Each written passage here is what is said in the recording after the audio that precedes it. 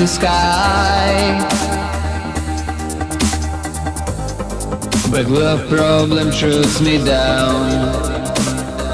Сегодня вот второй раз проводятся городские соревнования по нетрадиционным видам спорта ага-кюряга. Участвуют всего 10 команд с округов пригородов города Якутска. Так, целью данных соревнований является повышение роли отца в семье и обществе. Всего 10 команд сегодня принимают участие.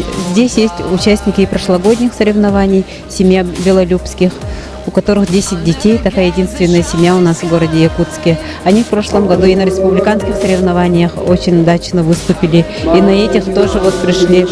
И также вот есть участники и позапрошлых соревнований ага-кюряга.